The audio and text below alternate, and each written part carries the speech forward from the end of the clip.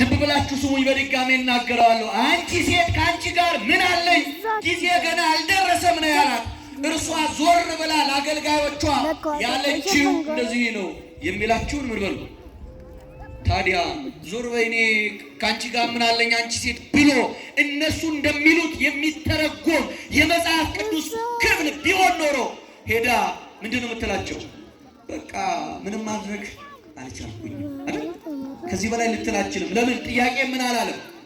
ስላልተቀበለ ምን ማድረግ አልችልም፣ ምንም ማድረግ አልችልም ትል ነበረ። ልጅና እናት ስለተግባቡ ግን የሚላችሁን ምን በሉ አለች፣ አድርጉ። ወደ ኋላ እንመለስ። ወደ ክርስቶስ ቀርባ ድንግል ማርያም ወይን እኮ የላቸውም አልቆባቸዋል አለችው። ለምንድን ነው ክርስቶስ ድንግል ማርያም የሙሽሮቹን ወይም ካለቀጠረውን ነገር አስባ ወይኑ እንዲሞላ ወደ ክርስቶስ ከመጠየቋ አስቀድሞ ክርስቶስ ስላለቀ ወይን አያውቅም ነበር ወይ ብለን እንጠይቅ። ያውቃል። እንኳን በማድጋ ውስጥ ያለ ወይንን ቀርቶ የሰውን ልብንና ኩላሊትን ምን ይላል? ይመረምራል። ያውቃል። እንኳን በማድጋ ውስጥ ያለውን ጎሏን ሞልቷል የሚለውን ቀርቶ በእኛ ልብ ውስጥ ያለውን እኛ ያሰብነውን ማሰብ ብቻ አይደለም፣ ከማሰባችን አስቀድሞ ያለውን ልናስበው ያለውን ነገር ምን ይላል? ያውቃል። ምን ስለሆነ? አምላክ ስለሆነ። ነገር ግን ድንግል ማርያም ወደ እርሱ ቀርባ ወይን እኮ የላቸውም እነዚህ ሰዎች፣ ወይኑ ካለቀ ደስታቸው በሐዘን ይለወጣል፣ የታደሙት ሰዎች ሰርጋቸው ይቋረጣል ብላ ወይን እንዲሞላላቸው ደስታቸው እንዲቀጥል እንዳይዋረዱ የጠየቀችበት ምክንያት አለ። እንዲህ ከመጠየቋ በፊት እሱ ምን ይብላ ብያቸዋል። እሱ ያውቃል። ግን ማመልከት ይላሉ ሊቃውን፣ ማመልከት፣ መለመን፣ መጠየቅ፣ ማማለድ የድንግል ማርያም የሥራ ድርሻዋ ነው ይላል። ምን አልኳችሁ? ማመልከት፣ መጠየቅ፣ መለመን እና ማማለድ የማን ሥራ ነው? የድንግል ማርያም ሥራ።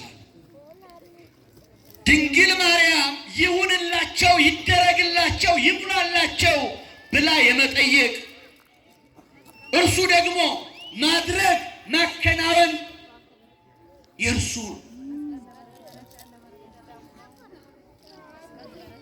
ለዚህ ምሳሌ የሆነን ዘንድ አክዓብና ሚስቱ ኤልዛቤል ጣዖት አምልከው በዘነጉ ጊዜ ታላቁ ነቢይ ኤልያስ በዚህ ምድር ላይ እናንተ እግዚአብሔርን አሳዝናችሁ ክዳችሁ ጣዖት አምልካችሁ እስክትመለሱ ድረስ ምን አይል ጠልና ዝናብ አይሆንም ብሎ ሰማይን ለ3 ዓመት ከ6 ወር ምን አለ ነው የሚለው ለቆነ። በዚህ ጊዜ በዚያ ምድር ላይ ድርቅ ነበር።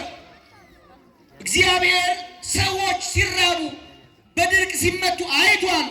ነገር ግን ይህ ታላቅ ነቢይ እስኪጸልይ ድረስ እግዚአብሔር ምን አላለ? ተናገሩ ሴቶች ተናገሩ። ምን አላለ? አላዘነበም። ቀድሞ ማን ነው ጸልዮ ዝናብን ሰማይን የለጎመው? ኤልያስ።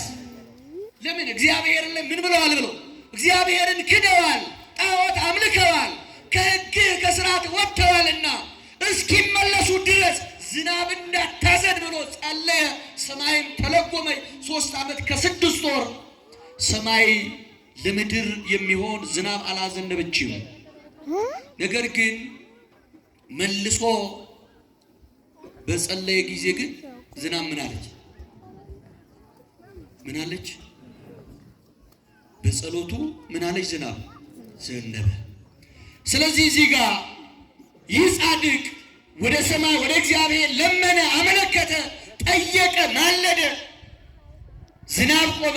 በዚህ በተመሳሳይ እግዚአብሔር ለሕዝቡ ዝናብ እንዲያዘን ጸለየ፣ ለመነ፣ ጠየቀ። ዝናብም ምን አለ? ዘነበ።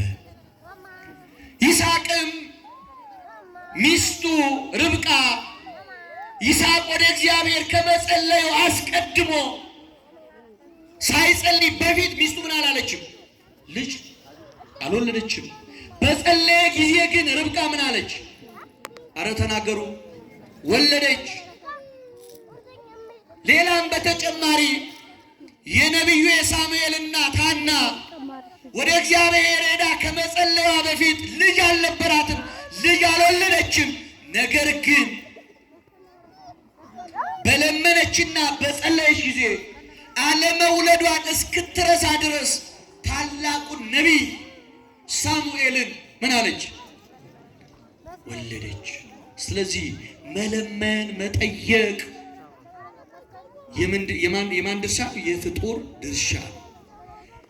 ደግሞ ልመናን መስማት መልስ መስጠት ደግሞ የፈጣሪ ድርሻ ነው። ስለዚህ ድንግል ማርያም ወይን የላቸውም፣ ወይን አልቆባቸዋል፣ ሊዋረዱ ነው፣ ሰርጋቸው ሊበተን ነው ብላ ከመጠየቋ አስቀድሞ እርሱ በማድጋ ያለ ወይን ማለቁን አውቆ በዛ በማድጋ ውስጥ ያለውን ወይን ያልሞላው ድንግል ማርያም መጠየቅ ማማለድ የእርሷ ድርሻ መሆኑን ለማሳወቅ ነው ይላል። እስቲ አመስግኗት ድንግል ማርያም።